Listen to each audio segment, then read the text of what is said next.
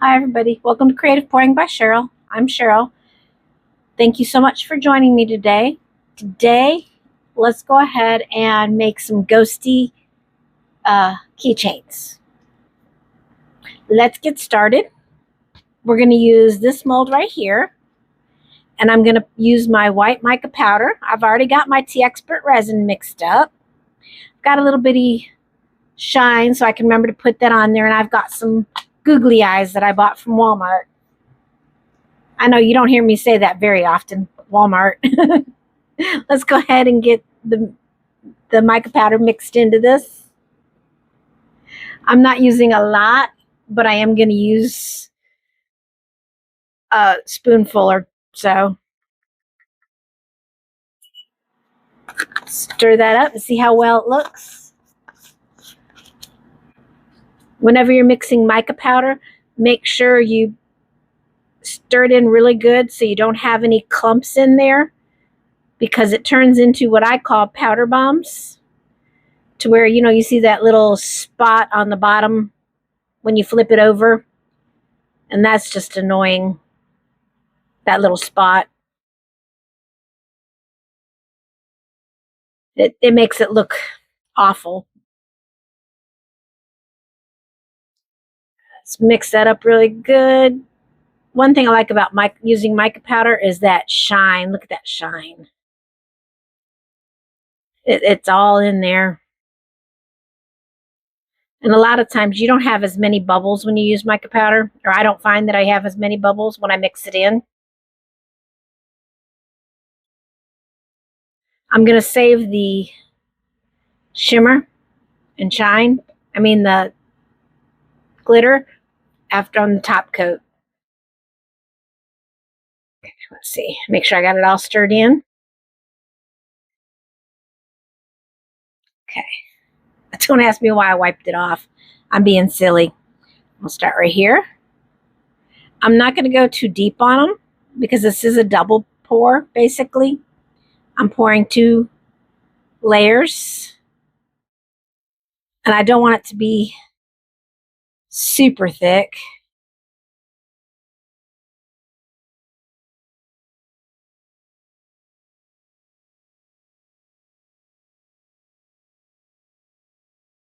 Well, let me pour a little more in here so it'll go all the way to the ends.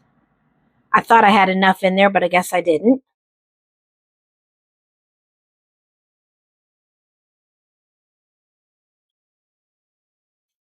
These can be used for either keychains, or you can use them for like phone, on the back of your phone, whatever they're called. I just went around all the 90-degree angles to just try and get those bubbles out of there.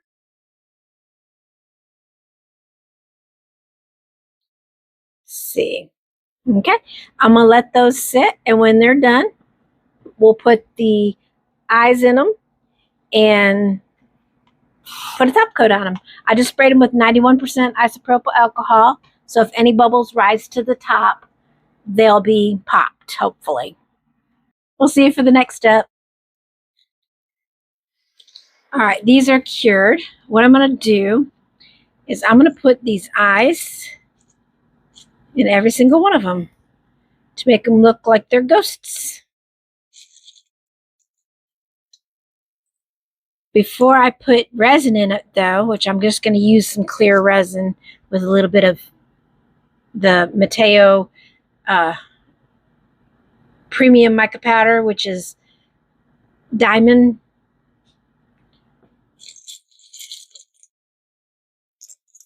I'm going to put a little bit in it to make it look a little shiny. But I'm going to glue these down while I'm mixing the resin. That way they have time to dry. And while I'm mixing the other one, they'll have time to dry in here. And these are the 10 millimeter eyes.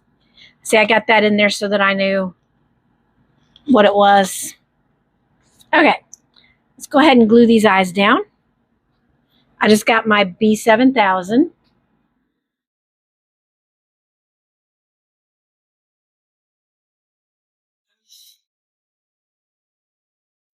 There we go. And I'm just going to put a little bit on each one.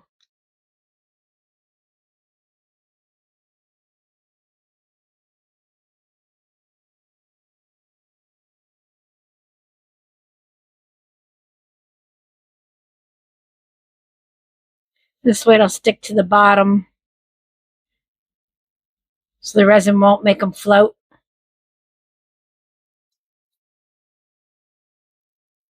Oops, way too much.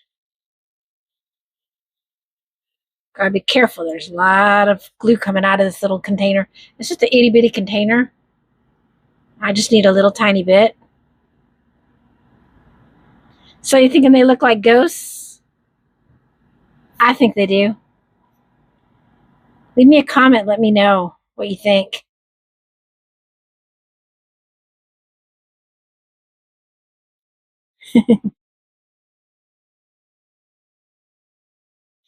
And I will have these, as long as they turn out, they will be in my eBay store.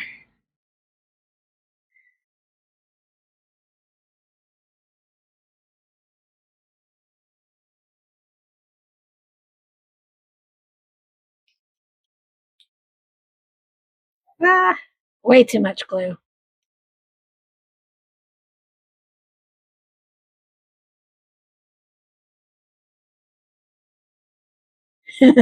Maybe I should put them wide.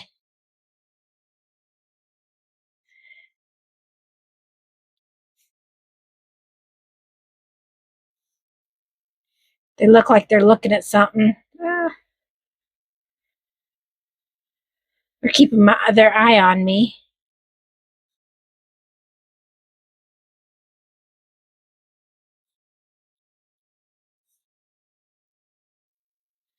There is a spot. I don't know if you notice on some of these, there's a little spot.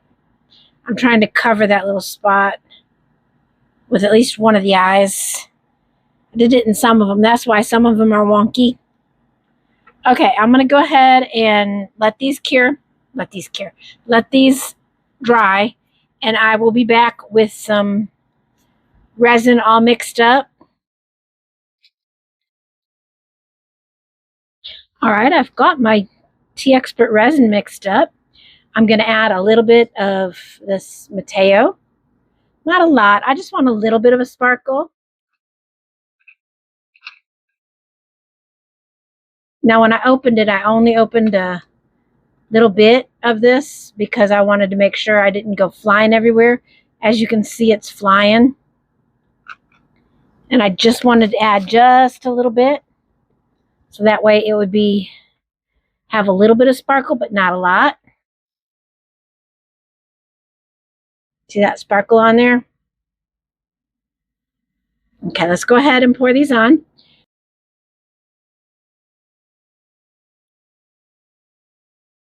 I'm sure that glue is dry by now.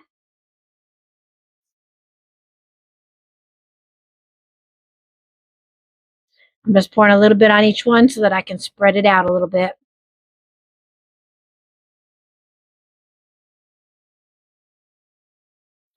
Look at how pretty that shine is, those sparkles are.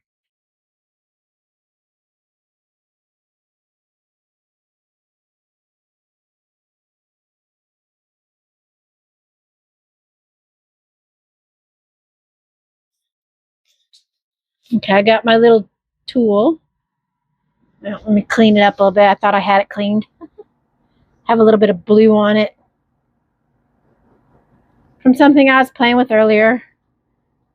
There we go. Spread it around a little bit.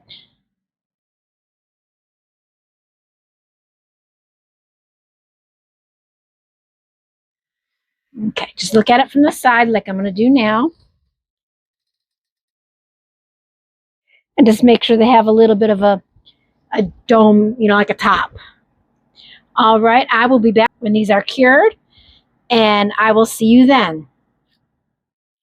I'm back. Well, we had a small incident. As you can see, these two here have been a little messed up.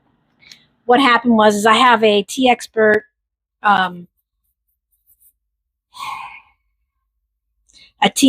drying and I accidentally put this area right here on them because it's a little low. So we got these little ledges. Can you see them? So I'm going to show you how to sand them off. First, you want to get a sander, a wet, dry sand, whatever it is, and then just some water. I just put some in this water. I spray this because I want to do some wet sanding. And you just take this and put it on there and then sand it off. Make sure you use a mask when you do this because you don't want to be inhaling all the sand. And I'll go ahead and speed this up for you. What I'm going to do is I'm going to do flood coats over those.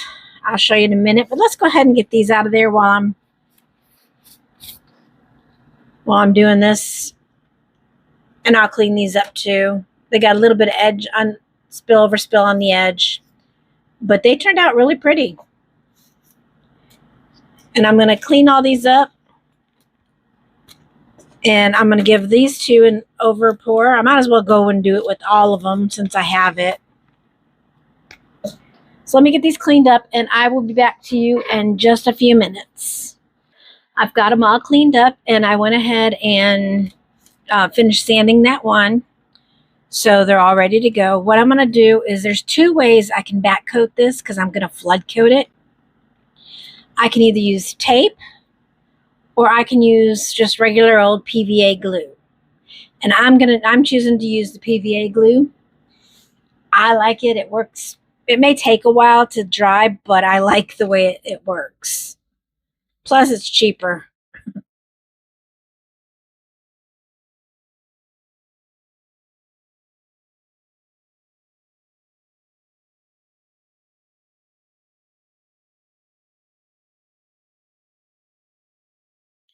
I'm doing a thick layer on the top, on the back side.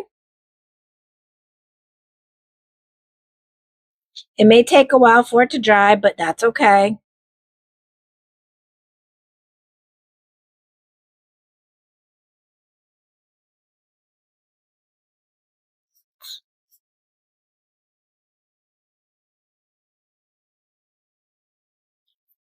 I got most of that on there.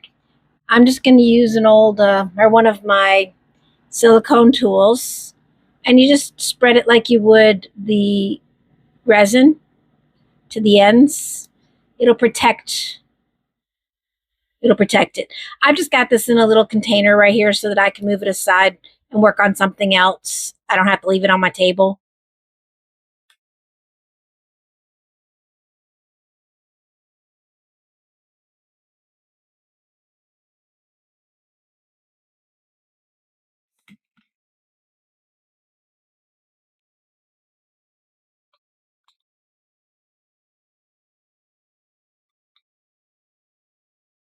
And glue is nothing. It comes off so easy. I'll show you how when this is done.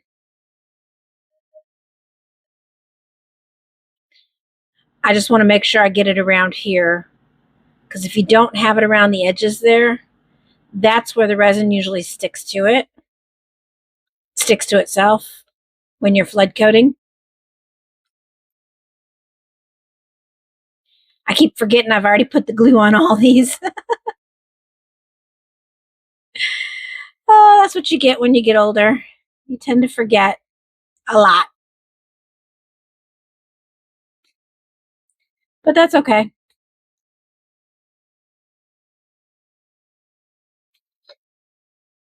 At least I'm not forgetting everything yet.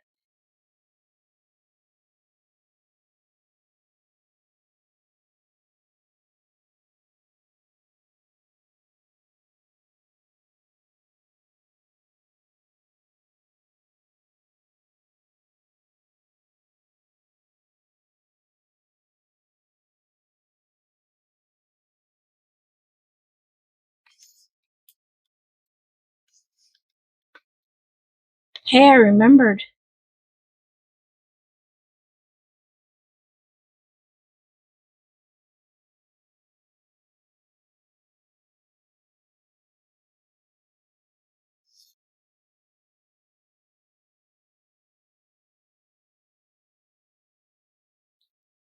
I do a nice thick coat. Yes, it may take longer to dry, but this way it's easier to make sure you have that barrier. But I don't have to finish this today. I can wait till tomorrow to finish it.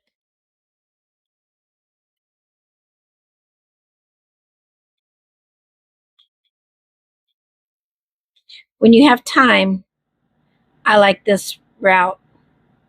If I don't have time, I go the other route with the masking tape. All right. Put a little more in some of these so that it helps to open it, huh? Just so they're nice and thick and they don't fall back in on themselves. You know, pull away from the sides.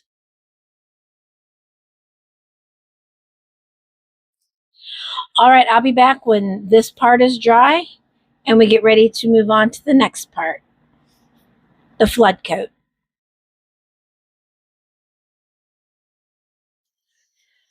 All right, I've got my resin mixed up, my Teexpert resin.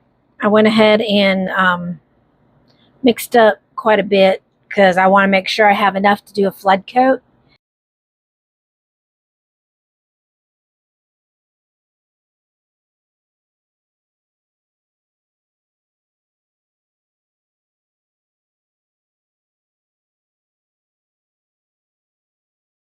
I've got them sitting up so that they're off the mold. I have PVA glue on the back side, so the back side's protected. And I'm just going to do a flood coat on all these. So it goes over the sides. If you've never done a flood coat before, that's where you make it so that it goes over the edges of any item that you're working with, like just knocking it over the edge. Let me make sure that's even. There we go. Knocking it over so the sides get covered too.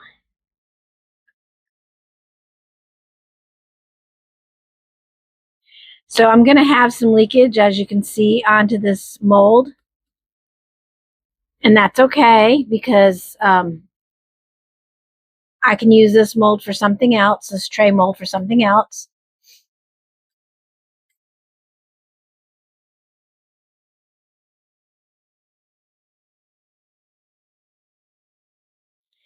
Sometimes you got to use your fingers.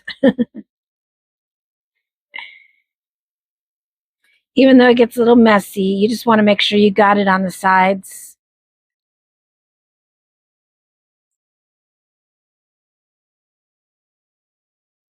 Because you want it to go over the sides and fall down. So the edges, the sides are covered as well.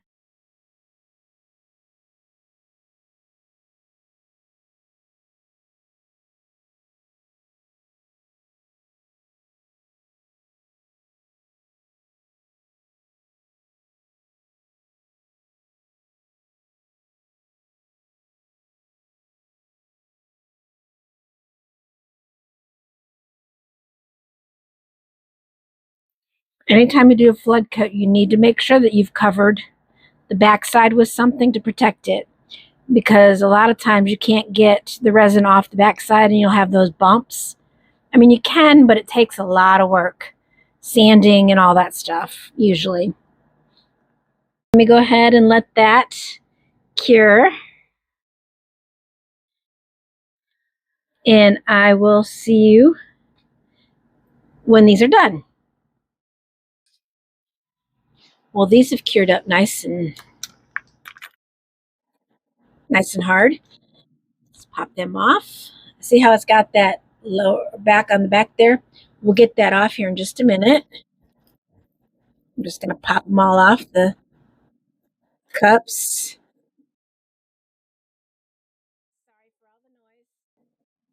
Well, I'll get that in a minute. I'm just popping them all off.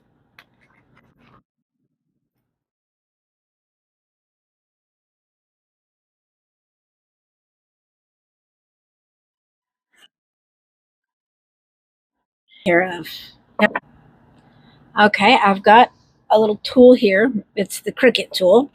And I'm just going to take that glue off. See how I can pop it up? Poke it in like that and then just pop it off. Now look at all that. All that's gone. I'm going to do that for the rest of these.